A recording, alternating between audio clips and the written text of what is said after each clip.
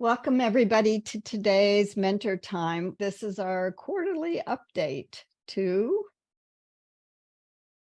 the changing nature of work. We started this 2 years ago, talking about working from home and what was happening with remote work during COVID.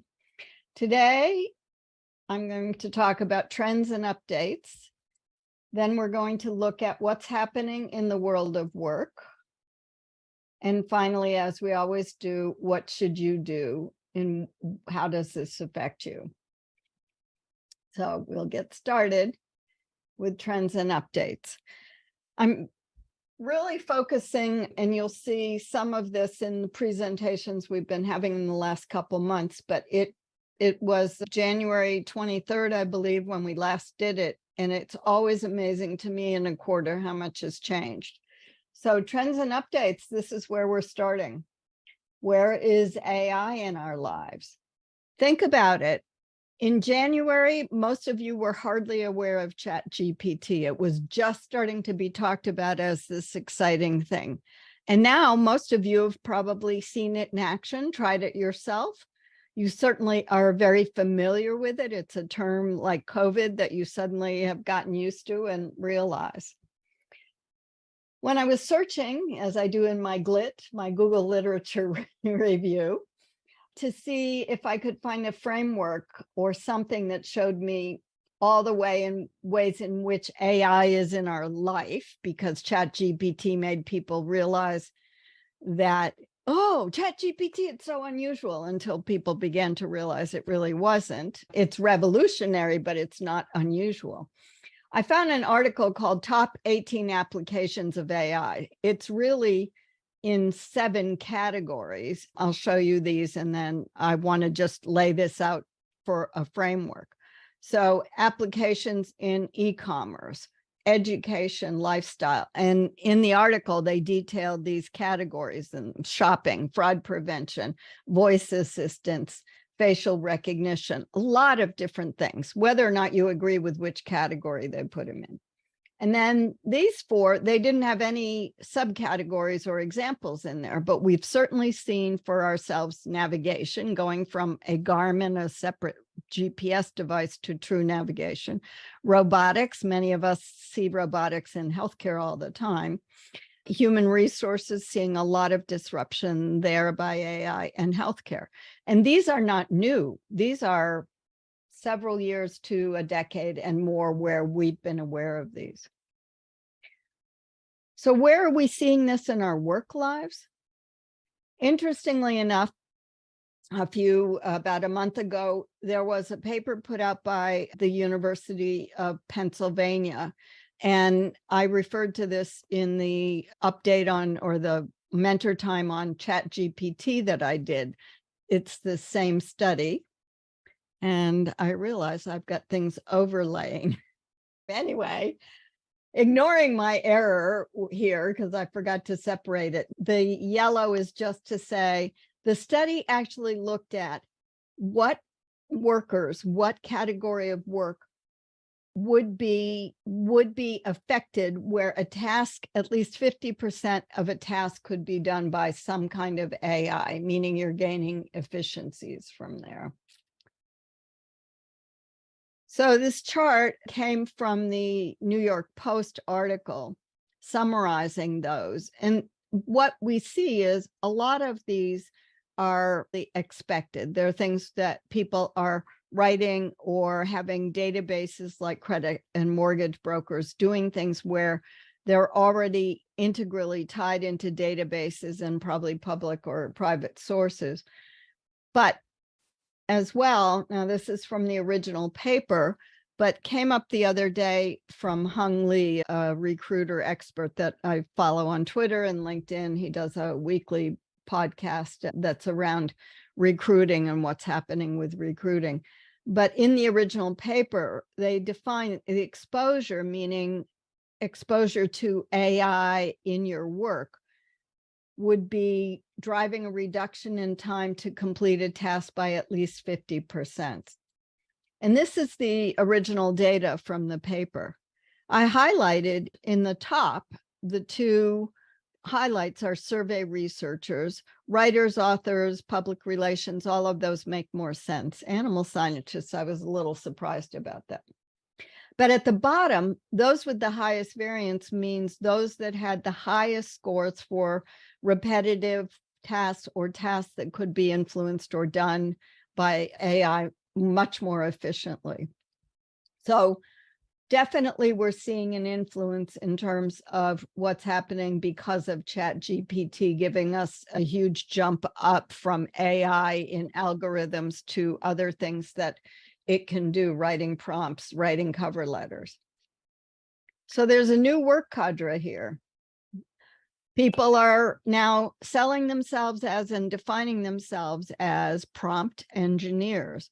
Prompt meaning writing the text to be able to instruct ChatGPT, and we're now up to ChatGPT 4, the way in which you can define a prompt to get back the assistance you need.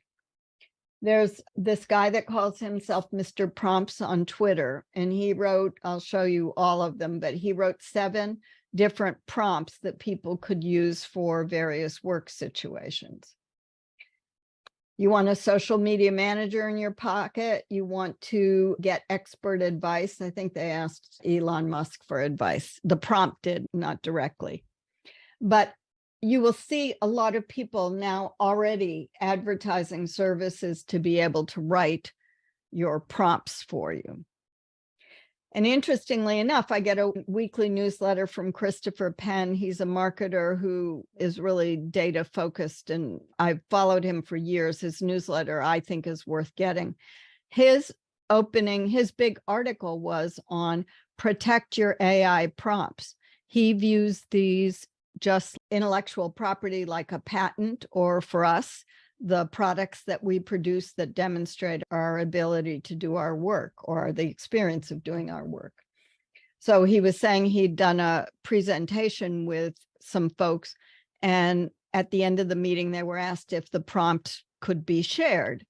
And he said he gave it to them because they were friends of his. But if you read through the whole article, and I did include that in the PowerPoint references, so you can click on it and read it if you want.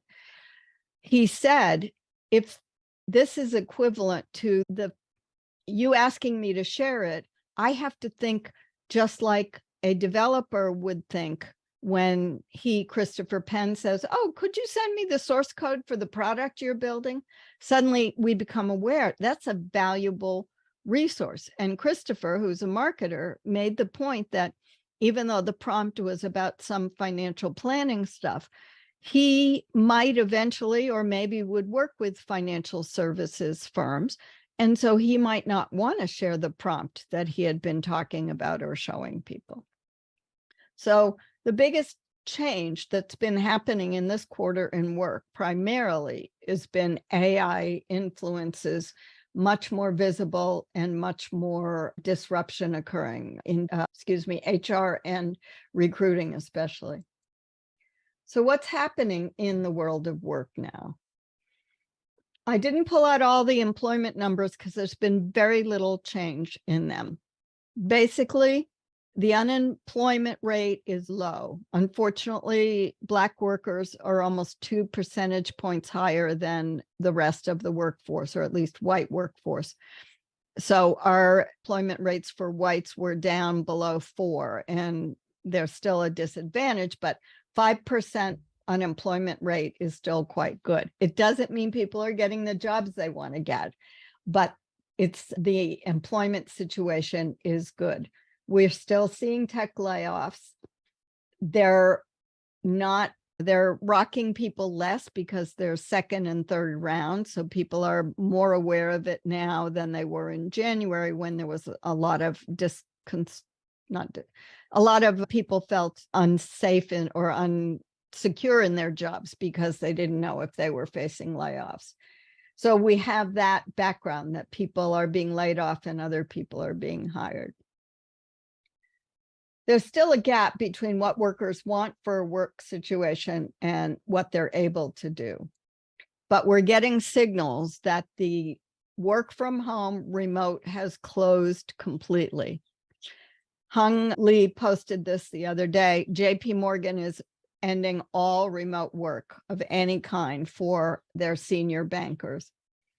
And then we all heard a few weeks ago that President Biden, especially in the Washington area, has been very strongly encouraging the people who should be in the Washington, D.C. metropolitan area, that includes in Virginia and parts of Maryland, should be coming back to the office. What my knowledge of this is from talking to friends, and that is the downtown DC area has been decimated in COVID. A lot of restaurants closed, and there's all this government real estate. We've talked about real estate since the beginning of COVID. The real estate is empty. President Biden and others want visible signs, just JP Morgan wants their bankers in the office. The government wants people in the office demonstrating that they're there doing their work, even though they have proved during COVID they can answer IRS tax questions, Social Security issues, get your patent done, do your environmental assessment, all the things that all of our different departments of government help us with. It was an interesting article because it looked at it from the point of view of diversity. And all of us on this call, and many of us that will be watching this in replay, work in global development of some kind. The opportunity that's been afforded to us as we went through the pandemic and countries invested more in communication services that allowed us to communicate more readily and rapidly, and with some measure of assurance you weren't going to drop a phone call, meant that people could participate equally from around the world. We've all been working with people in different countries and have always had to work remotely in some fashion. The one thing that happened early in COVID when hiring started again is people were talking about the fact that remote job opportunities meant that the country of the US, for example, could pull from anywhere in the world and not just look for people who were geographically within 50 miles of commuting to Washington, for example. So the article concludes with pulling people into the office harms diversity, and a lack of diversity signals that the government in its office settings is not as diverse as the country is. At the same time, those of you who are in big cities know that Washington is one of the most expensive cities in the area, in the country. And we don't pay good wages to service workers and mid-level workers, and even, I would say, some government and private sector workers in the DC metropolitan area don't have great remuneration. And so when you have low wages in a very high rental and housing market, it makes it really hard to get the professionals you want anyway, whether or not they want to move there. We're also seeing some research I'll show you from Gallup, the polling people, that locations and professional development continue to show women are disadvantaged. So these are the slides from a Gallup poll. I went and looked at the summary of it. The full detail wasn't available, although you can get the data individually in each of the graphs. But what they have been doing is they have been tracking the workers and work characteristics. So in this case, current versus preferred work locations by gender. The biggest gap is more women are remote and not as many men, but there's a bigger difference in preferred location. Fewer men want to be or are remote, more women are remote.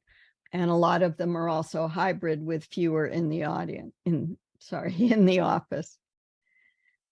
This question, these kinds of questions drive me nuts because my supervisor or someone at work could be someone that you have lunch with every day because she happens to have the same lunch hour as you. So I don't know what this really says, but what's important in these next couple charts is anytime you look at the disaggregation by gender, by the two genders, men and women are double or more disadvantaged from men.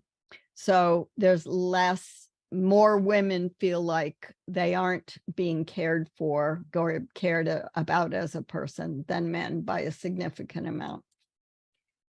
And this is similar. Someone who encourages my development, helps me, wants me to grow. Women, again, look at men, -1 and -5, and women development -3, but learning and growing -6. So the learn and grow both for both genders, but definitely this is an issue. And their conclusion is, if you want to make equity, really live the equity that you probably say in your company materials that you address, then you've got to be proactive about making sure that women in hybrid and remote work can be given opportunities to reverse the course against the numbers I just showed you. We're going on now to the effects of remote and hybrid work in the workplace. And those who watched either live or in replay any of the previous quarterly updates on the changing nature of work will recognize the survey. This is a monthly newsletter I get called the Work From Home Monthly Newsletter. They survey people every month. I wanted to put the survey quick methodology up here for you all just to remind you, but it's people who've earned more than 10K in the last year, and which is not a lot, but that means they're covering a lot of cadres of work. And they do this monthly. It is more of a purposive, I would say, or a convenient sample as far as I can tell, but there's no way to know that that's for sure.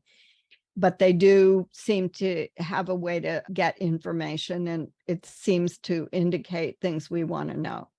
So interestingly enough, this is the first time I've seen them going beyond who's working from what kind of situation, meaning remote, hybrid, how many days a week.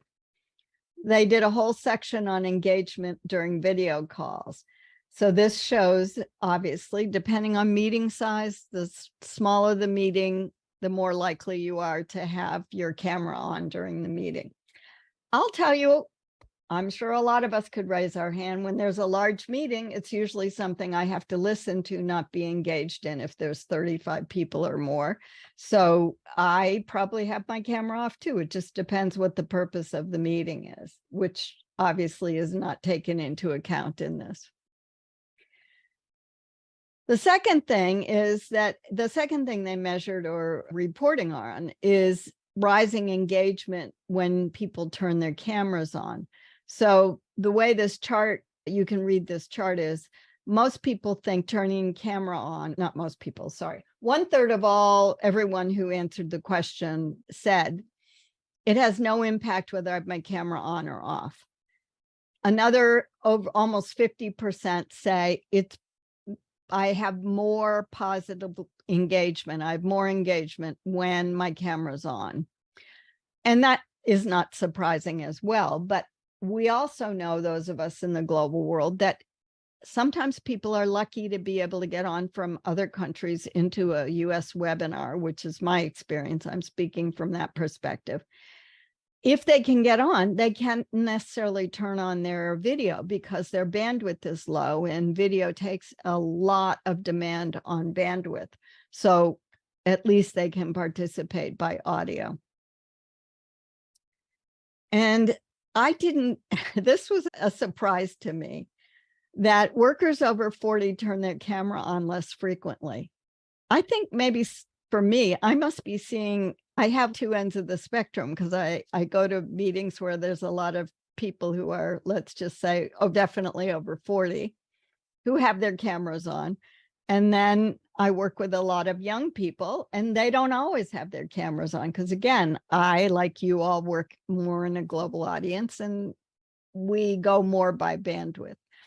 But I thought it was interesting that if you're under 40, you're almost 50% chance of having your camera on, which surprised me, given that my nieces and nephews don't always want to be on video. Work from home job postings are continuing to change, and they're not necessarily changing for the better in terms of more remote work. Working from home postings in the largest cities, that's what this shows you, all these cities and whether or not they're offering postings for work from home. In January, I reported that LinkedIn had announced that only 15% of their job postings listed remote work, fully remote. I don't know whether these folks offering remote or hybrid work, if this is really accurate, and I put on the far right, this is a job that allows even 1 day of remote work as being considered hybrid now. I expected that to be much more like 50%, but that's only at 30% in San Francisco, 25% in Massachusetts. So that to me was a signal it really has retracted, that everybody's being pushed to be back in the office in some fashion. And then this was a percent of job postings where comparing 2019 with 2022 job postings. We have seen this chart in this ones, and these were where they were more likely to be able to work from home or work remotely. And that's why I put in yellow, just to remind you, these are categories that we've seen before as the ones who are more likely or are working from home longer, 3 or 4 days a week. But you can see the significance of the job postings that include remote or hybrid work much more now. And I stopped, I guess I missed one of the 3.4, but many of the jobs are still advertising some flexibility. But as I said, 1 day a week to me is not even really hybrid work, but that's my definition. All right. And not surprisingly, as we've heard before, work from home it still advantages knowledge workers.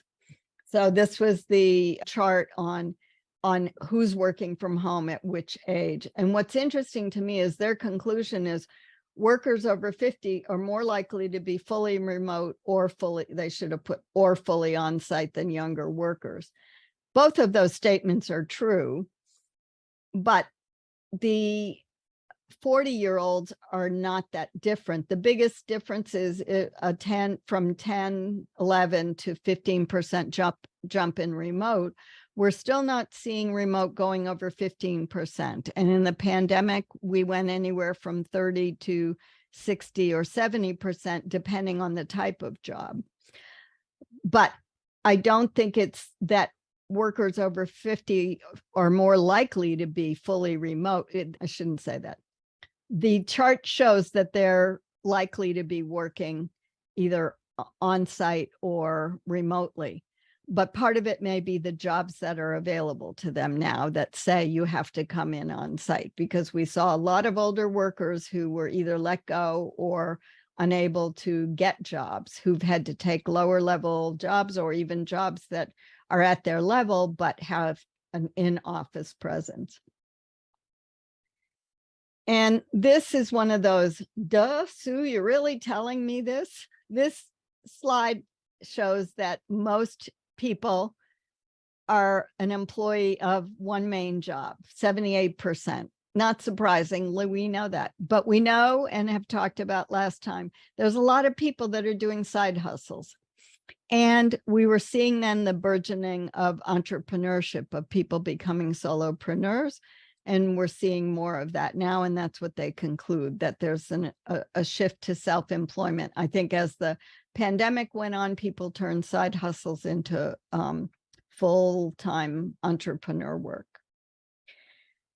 This is just to show you that nothing's changed. The last time we talked about the people who are able to work from home, there's a half a day difference between how much they want to work from home and how much their employer will let them. So the solid line is what they'd like to be working, and the dashed line is what the employers are letting them do.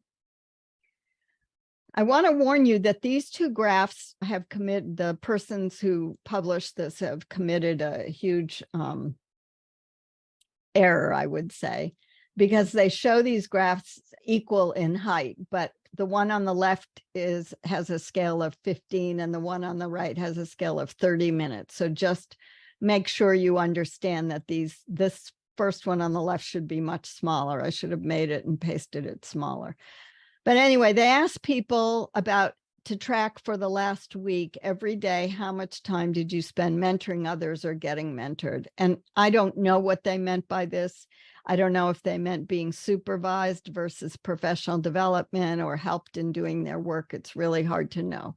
But they're making a point that if you're in the office, it's more likely to happen. Yes, that's true. But we also know that what people report as mentoring isn't always mentoring, meeting with your boss or whatever. Again, take it with a grain of salt. And the same issue with the axis. On the left, it's 20 minutes, and on the right, it's 30 minutes.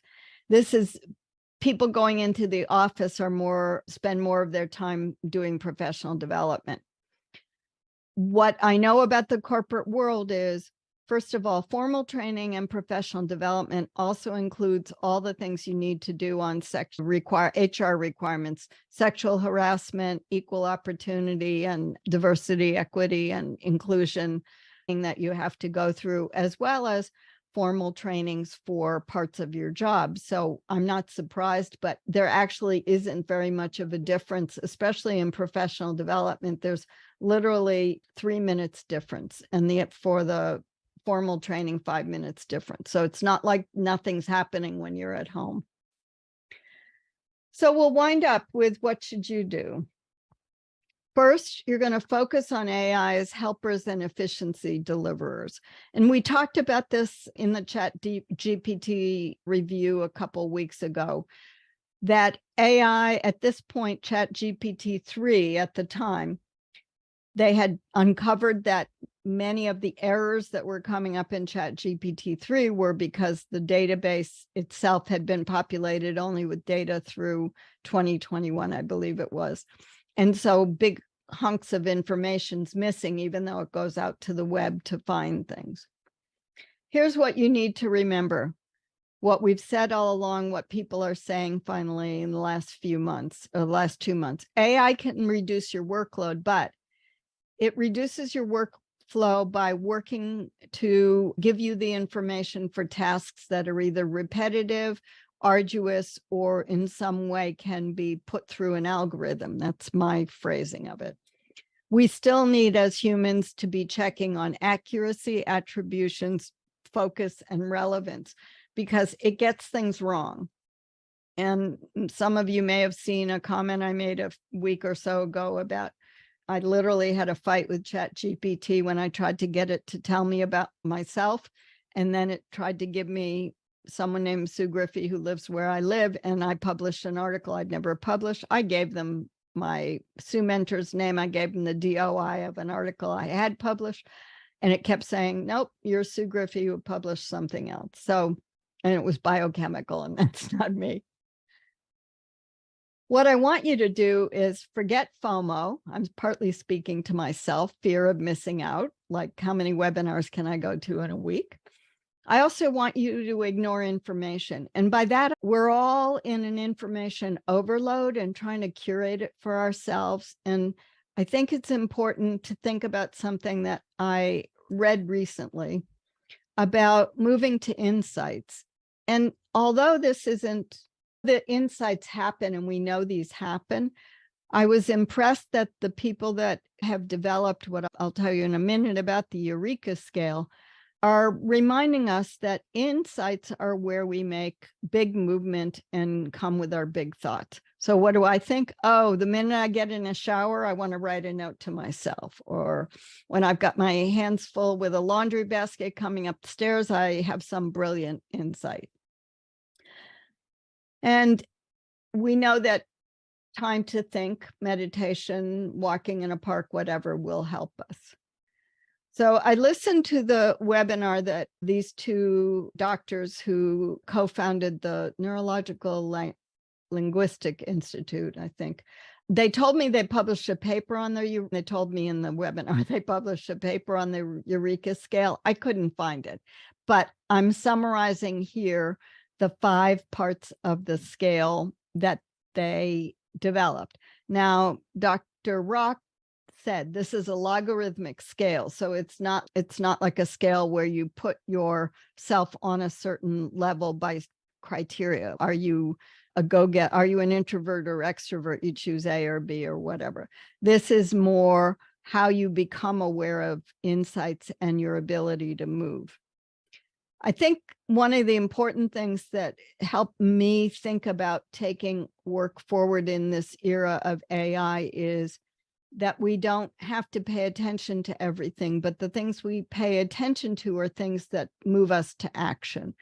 So they outlined, the first is just a little bit of an impression. You have an insight, the insight comes and it goes. Oh, I had a great idea when I woke up from sleeping this morning and I can't remember it. Second, insights do come and go. You're more aware of them. You don't write them down. They don't seem to have any longevity. And it has a lot to do, in the webinar, he goes over how the brain is, when you get into a quiet state, the brain is able to function and be much more creative. So the third level of the Eureka Scale is beginning to lead to activation and motivation. And he defines these two things as the way we basically commit to moving forward. Or if you think of it on the behavior change continuum, as our awareness builds and we understand more about what the potential outcomes could be, we're more likely to act. And levels 4 and levels 5 are where you begin to even remember your insights and begin to make changes on them. So I don't know much more about it than that, but I did feel like it fit in with the changing nature of work, where we have to guard ourselves after coming out of lockdown. I've noticed in the last 3 or 4 months of in 2023, and probably started before this, there's been a lot more pressure to do a lot more things as we've gotten back in our normal busy lives. And I'm just saying there might be a way for us to take this Eureka Scale. If I can find anything more on it, I'll let you know, but there is a reference, at least for listening to the webinar. But to think about giving yourself a break and not trying to consume too much information, which you probably are all facing in your jobs these days. So there are several references and you will get them all soon. These are the images I used, and I'll stop there and ask Ron, do you have any comments on this? I'm trying to start my video, but it doesn't Okay. want me. Okay, I don't know why that is. Anyway, so yeah, that was interesting, Sue. Anyway, I'm annoyed because it won't start on camera.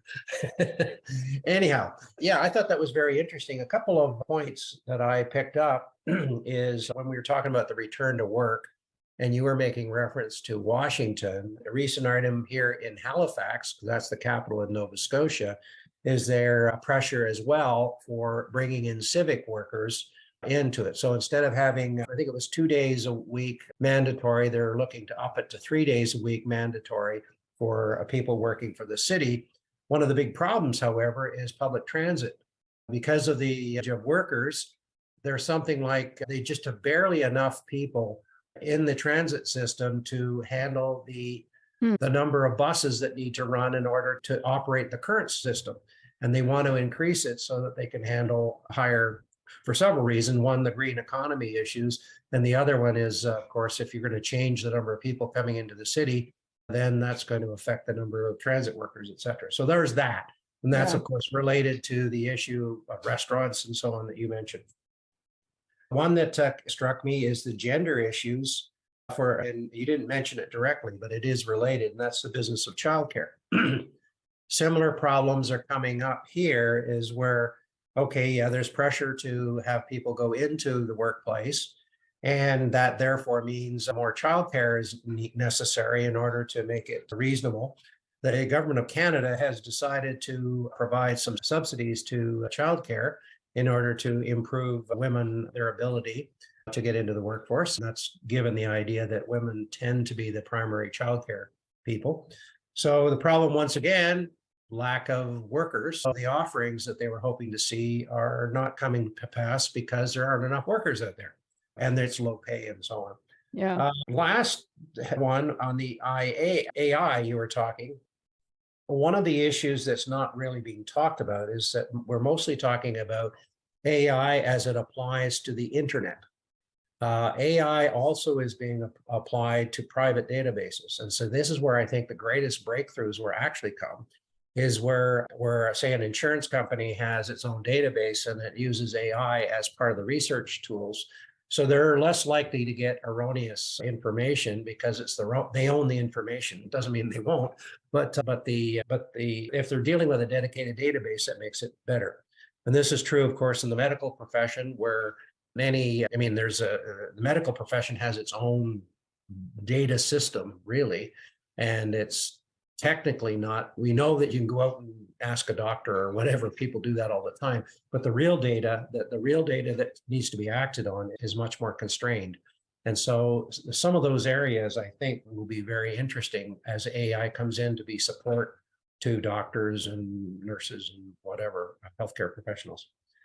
That's a burst. Thank you. Anybody else have any other comments?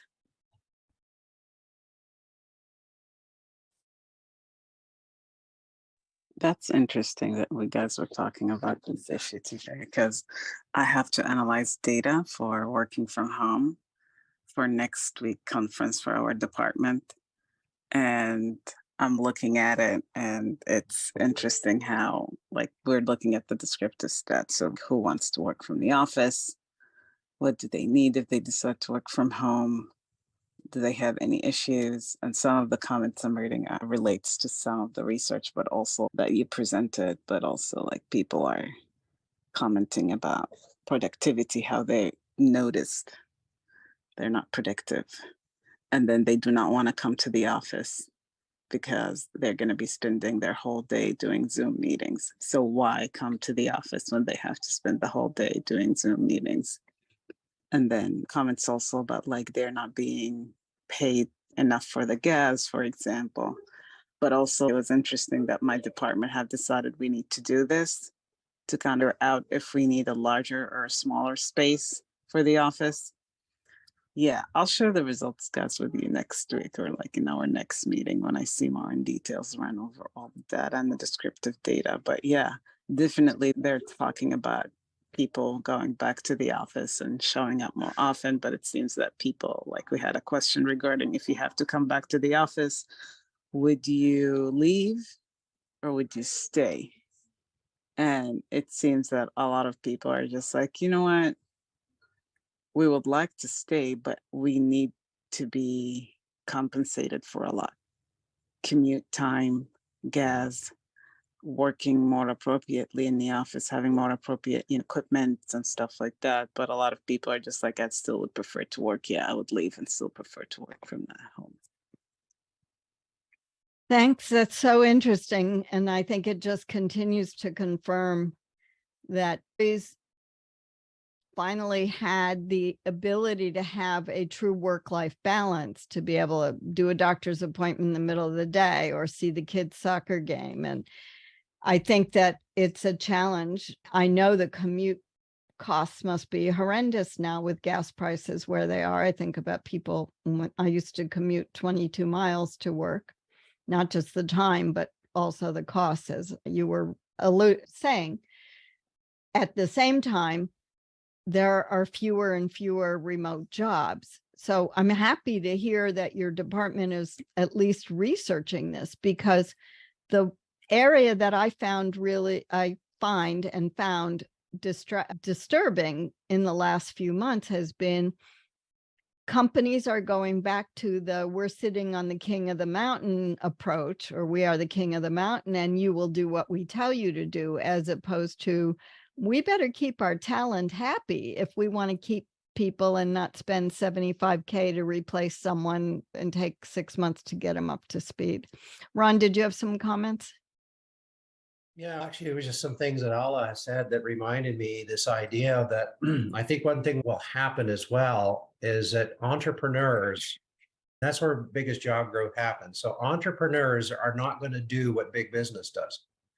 And entrepreneurs, in fact, there was an interview of a small company. It was an IT-based company. And they decided, as a matter of interest in terms of getting their business, growing their business, was that remote work was going to be an essential part of it. And they were not going to invest in renting space, et cetera, et cetera. And so I think we're going to find that entrepreneurs are going to do it differently. I think that entrepreneurs are going to be more interested in what happens with AI type things. They're the ones that are going to take advantage of it. And we're going to see government and big business is probably going to be laggards. That's what I would guess. And then what will happen is there's going to be some breakthroughs happen. Some small business that was small is now all of a sudden big. It becomes the new Amazon or whatever. And it'll all of a sudden be famous for the fact that it works remotely and it uses AI successfully or something like that. And so that's something I think we could be looking forward to. Great, thank you. Any other comments?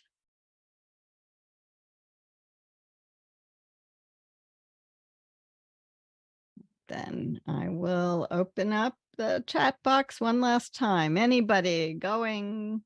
All right, I will ask Ron to close the meeting then. Thanks very much for joining us. And we look forward to the next time we get together. It's always an interesting to go through these subjects. And I really appreciate how much work Sue puts into pulling this together. You hit a lot of the really interesting things, and I think they're important. And I think we're lucky ourselves to participate in this work, that you're primarily doing this research. And so we're very fortunate to hear the results of your research and some of the thinking that you have around it. So thanks very much, and look forward to seeing folks on MentorTime in a little while. Perfect. And I'll be sending out the new schedule in the next few days with a summary of some other things. All right. Thanks, everybody. Great to see you all. See you next time. Bye-bye, guys. Thank you, Sue. Thank you, Ron. You're welcome.